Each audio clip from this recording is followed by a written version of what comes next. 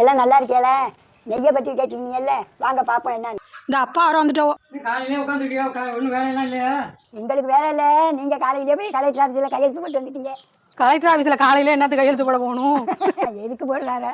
போய் போட்டு வந்துருப்பாரு. இப்போ வேலை இல்லாமல் உட்காந்துருக்கோம். நெய்யை பற்றி கேட்டிருந்தாங்க, அதை பற்றி பேசலான்னு தான் வீடியோ எடுத்தோம். அம்மா வந்துருக்கீங்களா? இன்னும் வேலை பார்க்கலையான்னு இன்னும் கேட்டேன். இந்த முருங்கைக்காய் பிடிங்க. போட்டாங்க. யார் கொடுத்தா? அங்கே வாங்க நீங்கள். அந்த கிராமி வீட்டில் கூட்டாளி வீட்டில் கொடுத்தாங்க. சரி. அன்னைக்கு அமாவாசைக்கு நிறைய காய்கறி எல்லாம் சமைச்சிருந்தோம்லம்மா, அதில் கூட ஒருத்தவங்க சொல்லியிருந்தாங்க ஜமீன் வீட்டில் கூட இவ்வளவு சமைக்க மாட்டாங்க அப்படின்னு சொல்லி. அப்படியா? 5-6 கறியாக்கி தான் சமைச்சேன். எங்கள் ஊரில் அந்த பழக்கம் உண்டு. வாழைக்காய், மாங்காய் அதெல்லாம் எங்கள் கொள்ளையிலே இருக்குது. அப்புறம் வத்தலுக்கு வாங்கின கத்திரிக்காயும் எடுத்துக்குவோம் குழம்புக்கு. அது முளைக்கீரை, தண்டிக்கீரை அதெல்லாம் வாசலே வரும். வந்துருங்க. சமைக்க அலுப்பு பட்டாதானே ஒழிய மற்றபடிலாம் எங்களுக்கு ஈஸியாகவே கிடைக்கும் வாங்கி சமைச்சு சாப்பிட்றதுக்கு. இருந்தாலும் எங்கள் ஊரில் ஈஸியாக கிடைக்கிற காய்கறி நல்ல காய்கறியாக கிடைக்கும், சத்தான. உங்களுக்கு அது வந்து கிடைக்கலங்கிறதுனால அது ஜமீன் அளவுக்கு தெரியுதுன்னு நினைக்கிறேன். ஆமாம், நாங்கள் கிராமத்தில் இருக்கிறதுனால ஒருத்தருக்கு ஒருத்தர் கொடுத்துக்குவோம். நெய்யை பற்றி அடுத்த வீடியோவில் பார்ப்போம்.